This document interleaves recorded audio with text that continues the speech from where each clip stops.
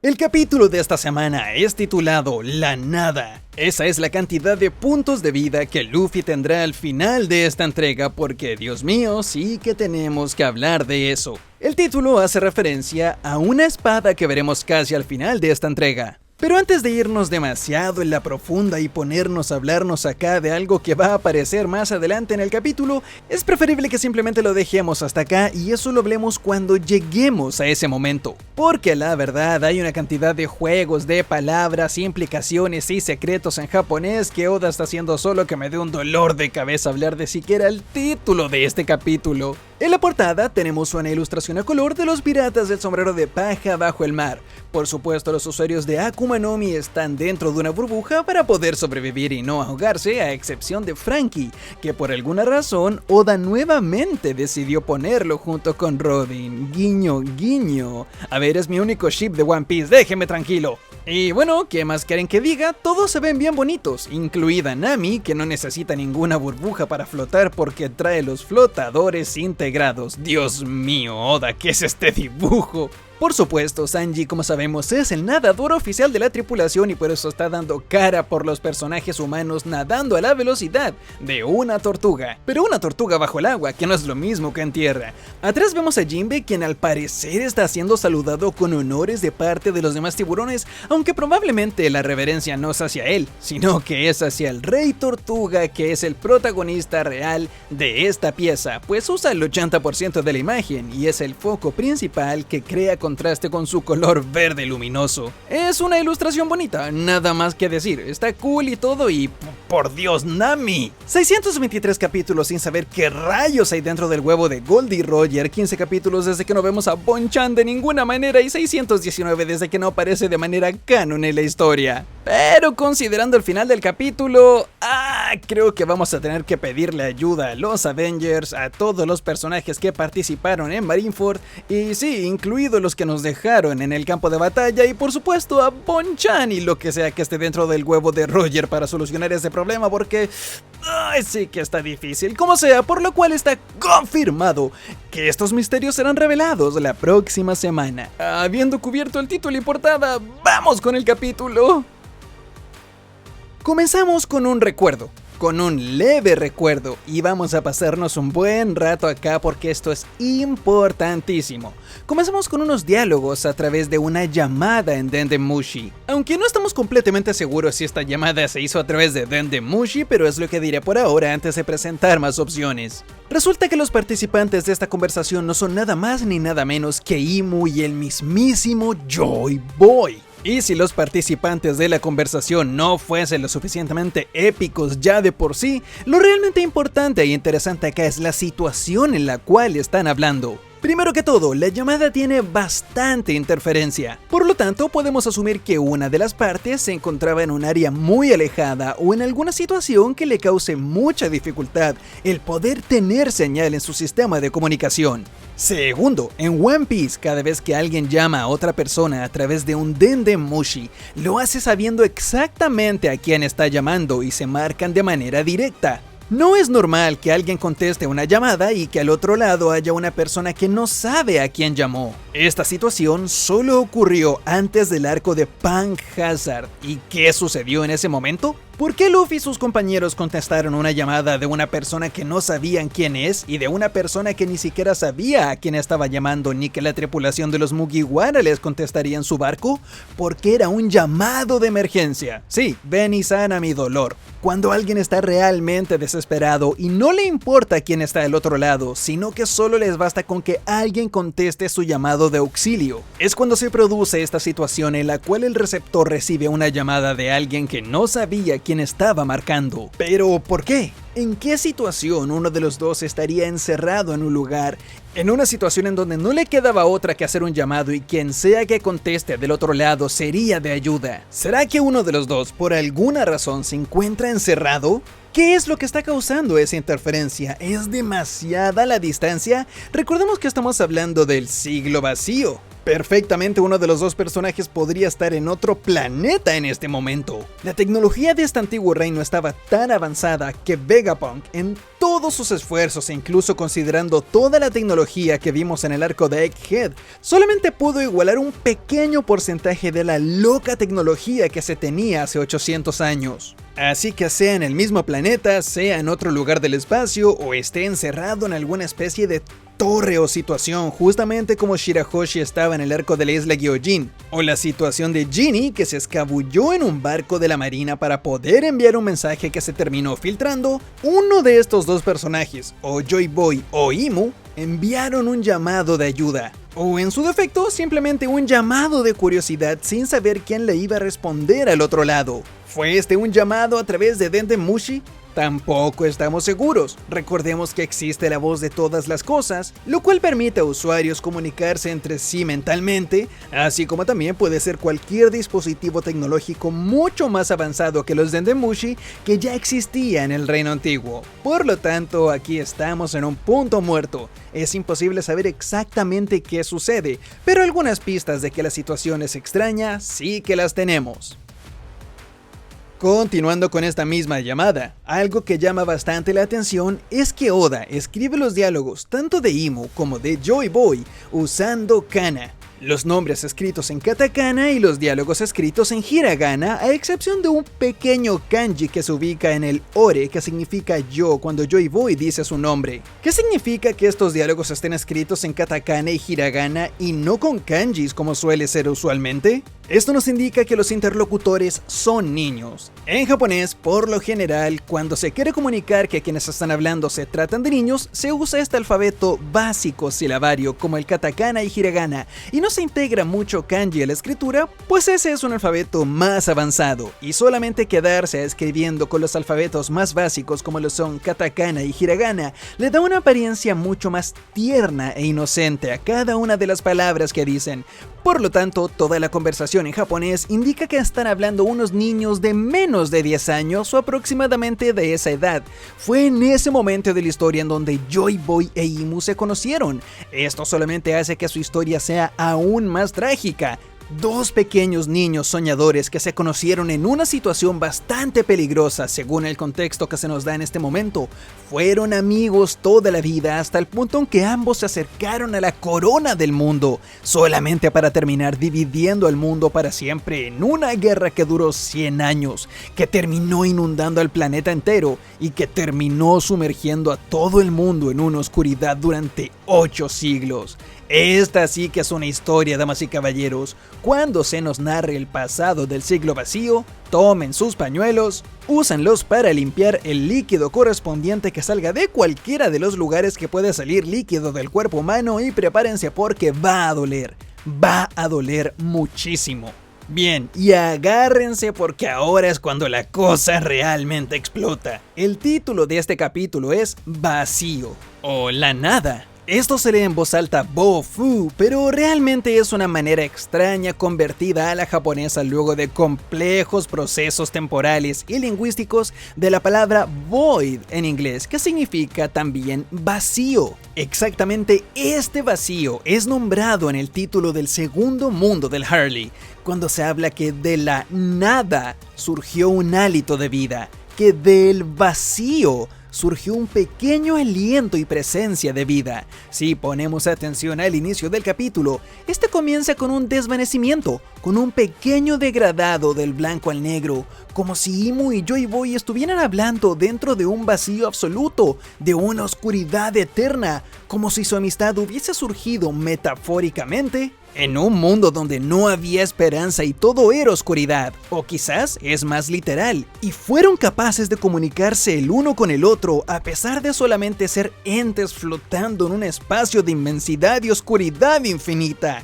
Sé lo loco y fumado que suena esto, pero es información que está en el manga. Oda no pondría todas estas viñetas completamente oscuras y cubiertas de tinta negra si no fuese porque los personajes auténticamente estaban ubicados en una situación en la cual todo lo que veían a su alrededor era oscuridad.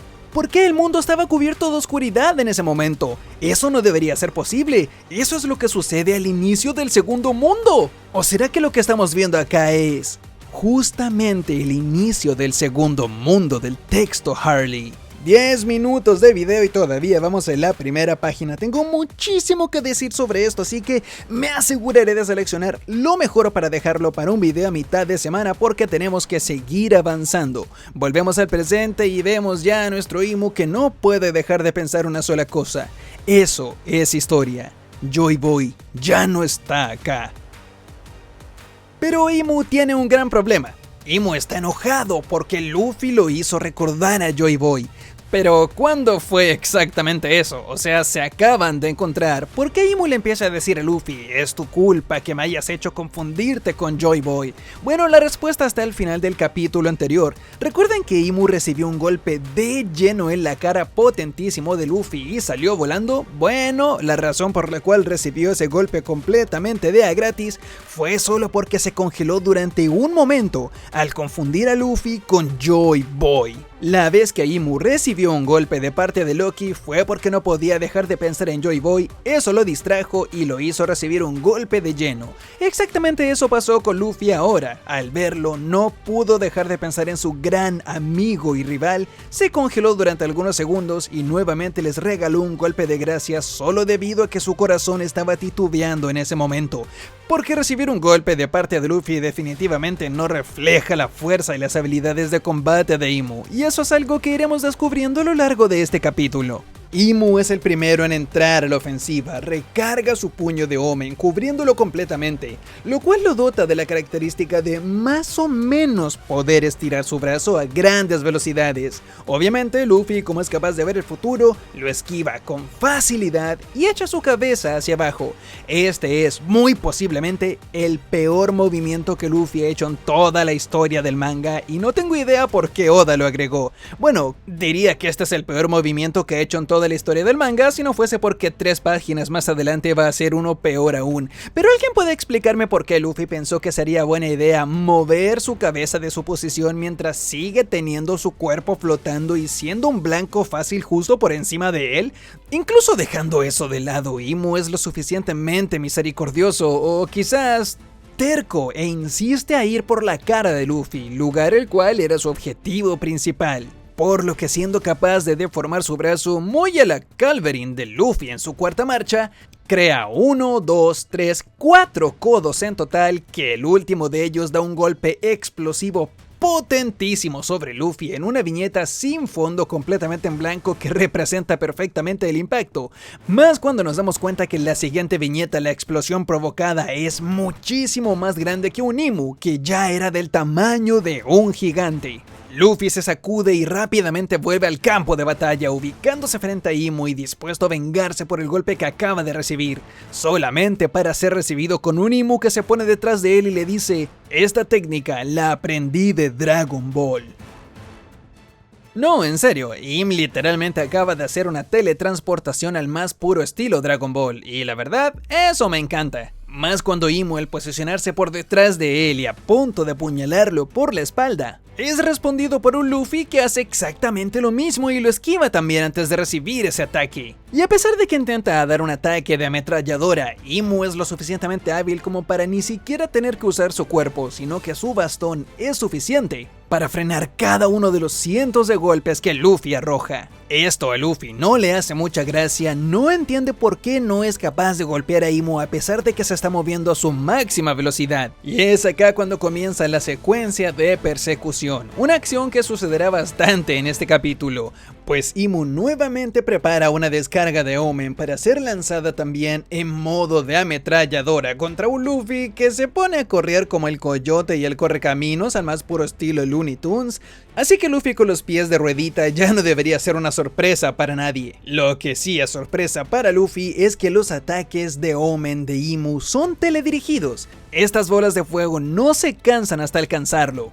A Luffy se le ocurre una idea, simplemente darse vuelta a lanzar un ataque de metralleta el cual delicadamente se concentra para golpear a todos y cada una de las bolitas de Omen de Imu. Luffy no sabía si esto iba a funcionar, no sabía si tenía sentido, pero más le valía girarse y disparar con toda su fuerza una ráfaga de golpes antes que estas llamas insistentes que no se detenían den con él. Aparte, recordemos que los ataques de Luffy son velocísimos, por lo tanto su puño se estira y se contrae rápidamente, así no recibiendo el daño de las explosiones de estas bolas de fuego. Luffy prepara su siguiente técnica contra un Imu que no parece estar sorprendido. Gomu Gomu no se escucha a la distancia, y al dar vuelta a la página nos encontramos con un Gomu Gomu no Majin. Y... Oda, ¿qué es esto? ¿Desde cuándo que Luffy puede...? Digo, ¿por qué...? ¿Por qué Luffy pensó que sería buena idea? Digo, ¿de qué le serviría? Pero... Esta técnica es llamada Majin, usando los kanjis de magia o maldad y el kanji de humano, lo cual da como resultado persona mágica, brujo o como quieran llamarlo. Al fin y al cabo, esta es la palabra que se usa para referirse a un genio. El típico genio de novelas que aparece cuando frotan una lámpara. A ver, y sé que este genio es algo que tiene confundida a mucha gente. Digo, es adorable, es kawaii, es algo bastante Luffy. No tenemos idea por qué puede hacerlo, supongo que la quinta marcha puede deformar la realidad hasta este punto, pero Luffy nunca ha dejado de sorprenderme. Digo, una cosa es convertir parte de su cabello en unas antiparras y poder lanzarse como lo hizo contra Lucci, otra cosa es volverse gigante en un Gomu Gomu no Giant, lo cual más o menos tiene sentido, pero cambiar por completo la forma de su cuerpo, hacer que le salga barba y hacer que la parte de abajo de su cuerpo mágicamente sea un humo que lo impulsa hacia arriba. ¿Qué rayos Luffy puede hacer? O mejor dicho, ¿qué rayos no puede hacer con su quinta marcha? Tengo claro que esto sigue el principio del ser más libre del mundo, que la imaginación de Luffy y bla bla bla. Realmente no tengo problemas con eso. Mi problema va en lo que Luffy hace con este poder, porque como veremos de acá en adelante, a pesar de que se convierte en su forma Majin, es decir de genio, Luffy no hace absolutamente nada que no pueda hacer en cualquiera de sus otras formas. Si quiere estar mamado, que active el Boundman. Si quiere dar golpes gigantes, que lo haga en su quinta marcha normalmente o que haga un Gear Third. Pero bueno, por más que no me guste que Luffy se haya convertido en este ser para hacer ataques que podía hacer de cualquier otra manera en cualquier otro contexto, no quiero que se confundan y crean que lo que he dicho durante el último minuto implica que odio lo que está pasando. De hecho, si me gusta esto del genio o no, depende de lo que suceda más adelante. Todos sabemos que esta transformación es un fiasco. Todos sabemos que Luffy pierde al final de este capítulo. Por lo tanto, me gustaría que Oda use esto del genio como una enseñanza para Luffy. Está bien que se divierta al pelear, está bien que cree cosas locas, pero el hecho de que Oda haya dibujado la transformación más surreal y más inmadura como lo es esta forma de genio, en la batalla en que Luffy tenía que tomarse las cosas más en serio en toda su vida, como lo es la batalla contra el mismísimo Imu, espero que sea una enseñanza para Luffy y que salga con una conclusión de este lugar, que se dé cuenta que si bien su quinta marcha le otorga libertad y la habilidad de hacer todo lo que quiera, el que pueda hacerlo no significa que deba hacerlo. Contra Kaido lo entiendo perfectamente, él era un borracho, también hacía el ridículo y Luffy en su quinta marcha contra él más o menos pegaba. Ambos eran payasos a su manera. Pero contra Imu no hay tiempo para tonterías, es por eso que digo que el hecho de que su quinta marcha lo deje hacer cosas inmaduras, ridículas e infantiles no significa que tenga que hacerlo.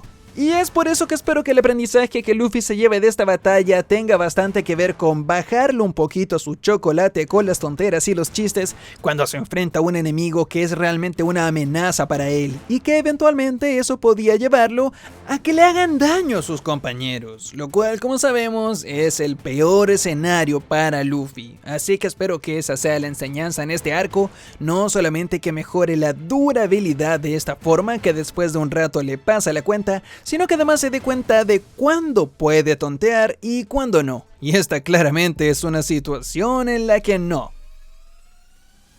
Luffy da por muerto a Loki. Este es un chiste que cayó en el momento preciso, muy efectivo y simplemente tiene un timing perfecto. Me partí de risa al leer este diálogo, aunque el chiste lleva a darnos cuenta que Loki está consciente.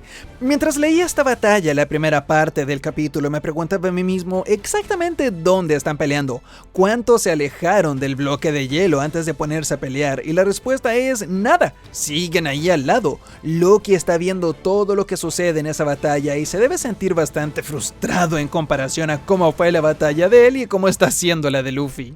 Sin embargo, lo peor que pudo haber hecho Luffy fue hacer ese chiste, pues eso llevó a que Loki se enoje, le deje en claro a Luffy que sigue vivo y por consiguiente eso haya hecho que Imu se dé cuenta que Loki sigue también con vida. Por lo tanto se dispone a darle el golpe final. No puede dejar vivo al Nighthawk, uno de sus grandes enemigos a través de los milenios. Es por eso que prepara un ataque de Omen y lo deja salir sin pensarlo dos veces.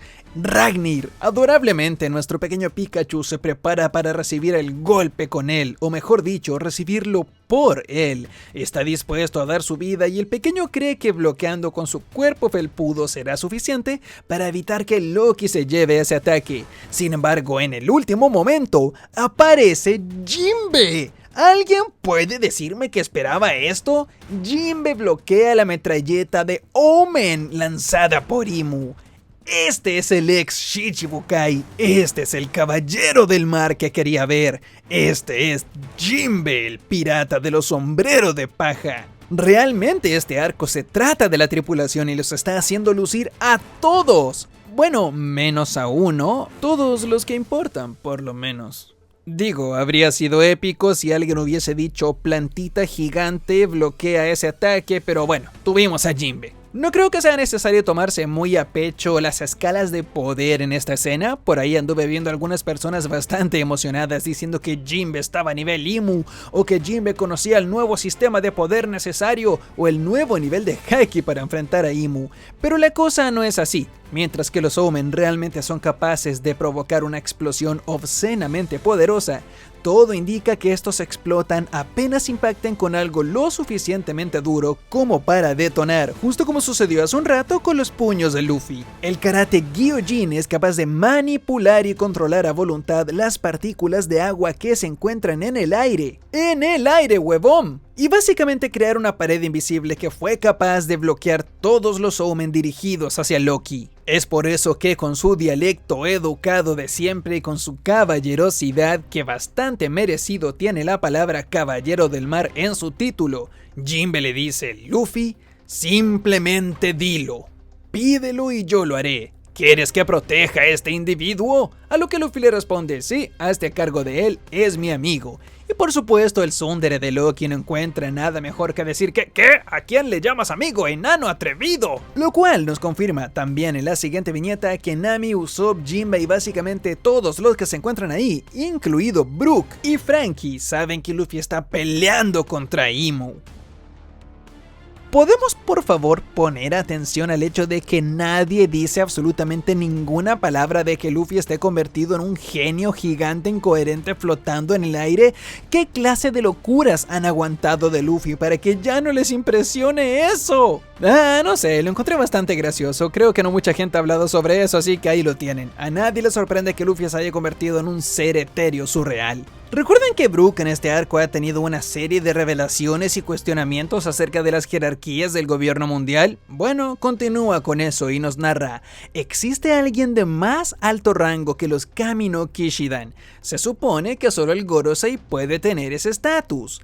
Pero no se atreve a dar la declaración final, no se atreve a concluir y simplemente dice: no cabe duda que el gobierno mundial es una organización demasiado misteriosa. Digo, Brook se cuestiona el por qué hay alguien con tanto poder dentro del gobierno mundial que tiene más rango que los Kami no Kishidan. Se da cuenta que Imu no es ninguno de los 5 ancianos, pues estos ya son conocidos públicamente, pero no se atreve a decir que pueda haber algo más arriba. Es como si la sola idea de pensar que hay un gobernante supremo le aterrara. Sin embargo, Franky lo devuelve rápidamente al mundo real diciéndole que tenemos que sacar esa chica del hielo.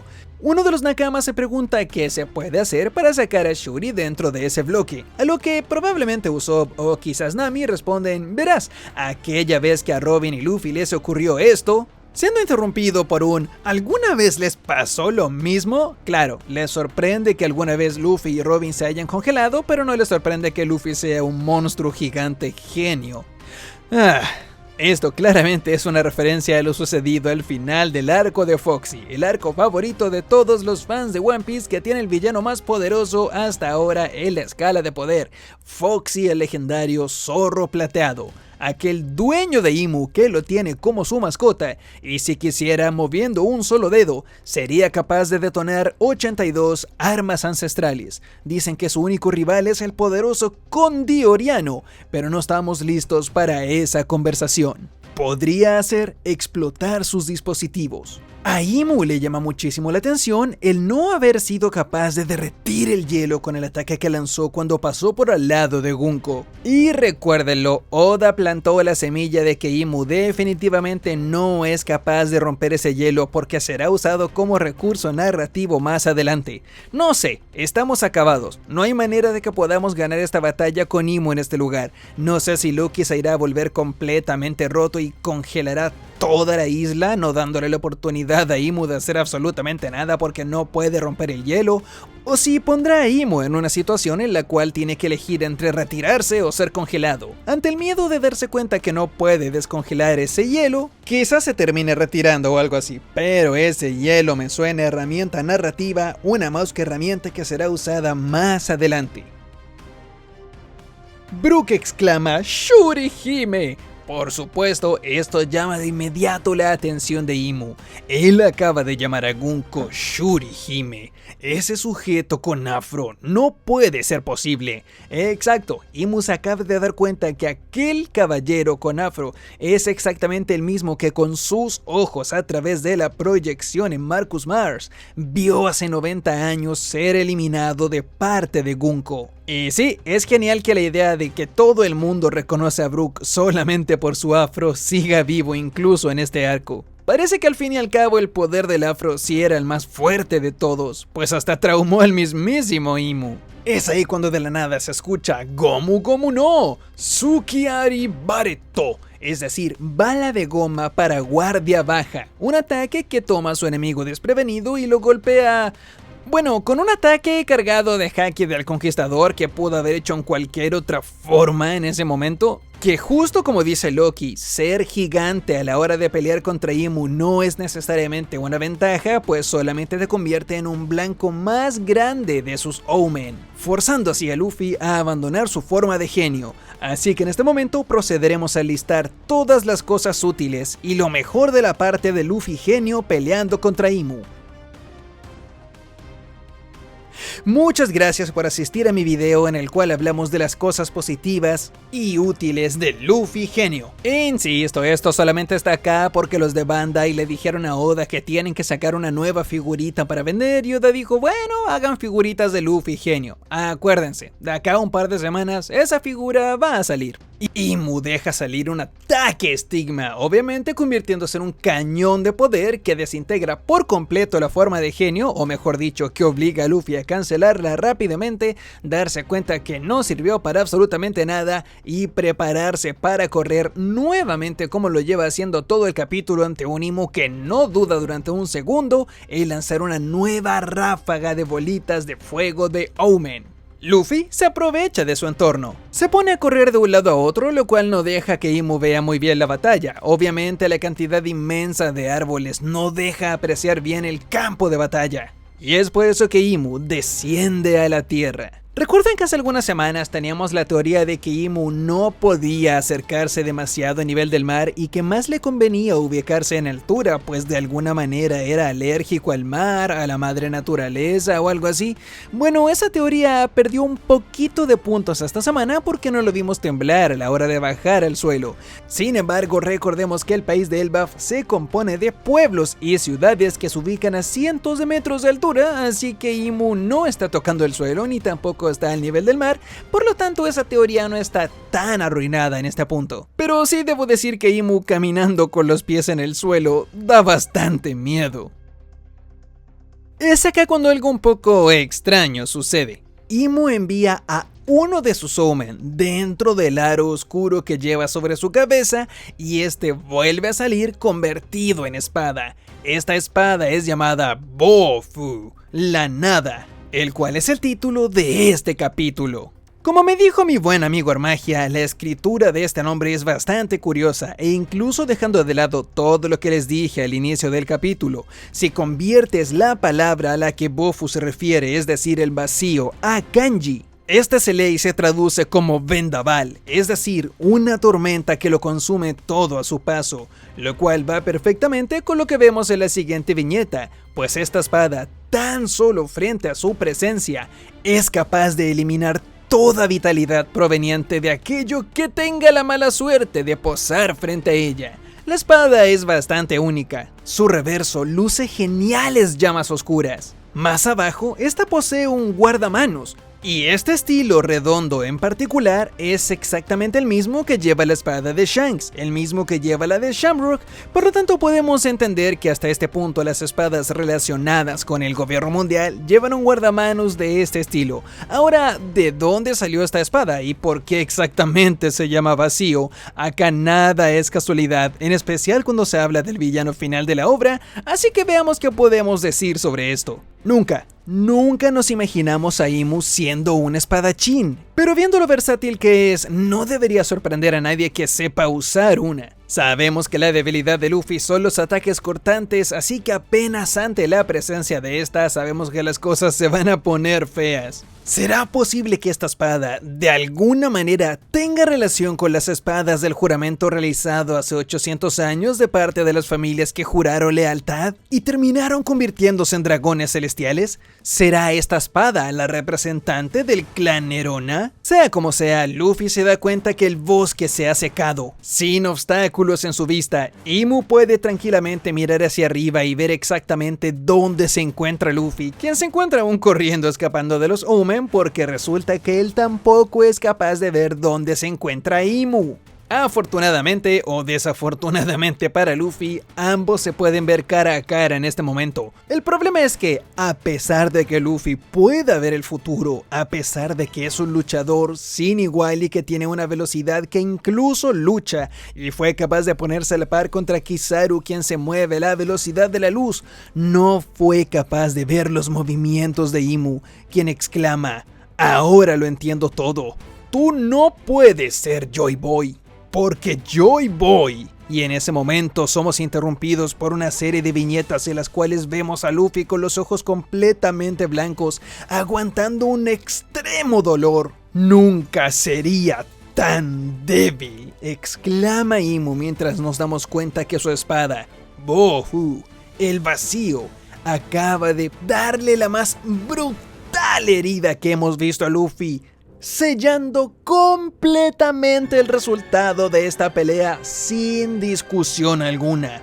Monkey D. Luffy, el emperador, contra Imu Nerona, vencedor de manera aplastante, Nerona Imu. El ataque que Luffy recibió es espeluznante, la espada de Imu es gigante, por lo tanto la herida es casi tan grande como su torso por completo.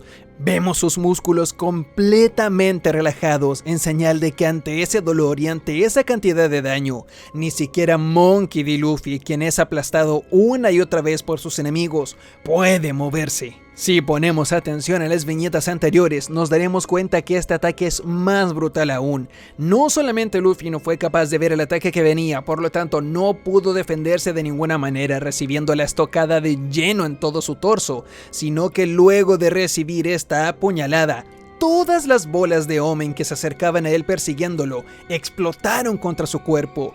Por lo tanto, si había la más mínima posibilidad de que tenga algo de conciencia luego de ser atravesado por la espada, recibió una serie de bombas que lo destruyeron aún más y lo terminaron declarando como el perdedor de este combate. Oda, muchas gracias. Amo a Luffy, es mi muchacho, pero creo que esta derrota era necesaria por muchísimas razones, en las que si bien me extenderé en otro video, aún así me tomaré el tiempo de explicar las principales y las que no puedo dejar pasar en este momento. Primero, Repito lo que dije hace un rato, Luffy en esta batalla se dedicó demasiado a tontear. Si bien tengo claro que no le quedaba otra que escapar de estas bolas una y otra vez, el Luffy que conozco tuvo que haber intentado alguna estrategia nueva. Tratar de pelear más de cerca, tratar de pelear de otra manera, buscar una forma de inventar una estrategia en la cual pueda ser capaz de llevarle el paso a Im, pero no hizo nada. Cuando tuvo la oportunidad y el tiempo de tener un ataque completamente gratis, se convirtió en su forma de genio, que insisto, no le sirvió para nada. Cuando tuvo la oportunidad de tomar a Imu con la guardia baja, le dio un ataque en su forma de genio, que pudo haber hecho perfectamente en su tercera o cualquiera de las otras marchas. Luffy, la derrota ya te la llevaste para la casa, por lo tanto aún te queda llevarte lo más importante, la enseñanza, lo aprendido, la moraleja, el cómo corregirás esto en el futuro. Venías tan confiado y tan seguro de que ibas a ganar, que te diste el tiempo de hacer estupideces en el campo de batalla que no debiste haber hecho cuando te enfrentabas literalmente al personaje más fuerte en el manga. Luffy derrotó a Kaido, el rey de las bestias, un ser descomunal.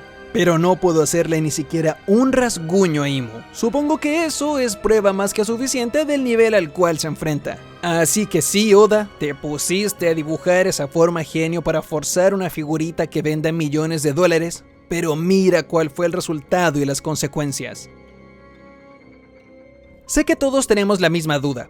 ¿Cómo Luffy va a salir de esta? Los Nakama están relativamente cerca del lugar, pero no es como que simplemente puedan ir, ayudarlo, quitar el cuerpo de Luffy de manos de Imu sin salir gravemente lastimados. El único que podría más o menos hacer algo así sería Loki, pero ya vemos el estado en el que se encuentra. Tampoco sabemos qué tan rápida y literal es toda esa leyenda que los usuarios de Zoan son capaces de regenerarse más rápido. No sabemos si Loki milagrosamente puede regenerarse de la herida en un lapso de 5 minutos, o si Luffy es capaz de cerrar esa puñalada gigante que le hicieron en el torso. Pero antes de pasar al punto final del video, me gustaría postular otra posibilidad. Estamos hablando de Imu, estamos hablando del villano final, el único que llegó con un nuevo sistema de poder nunca antes visto, el Omen. Un nuevo nivel, una nueva dimensión dentro del mundo de One Piece.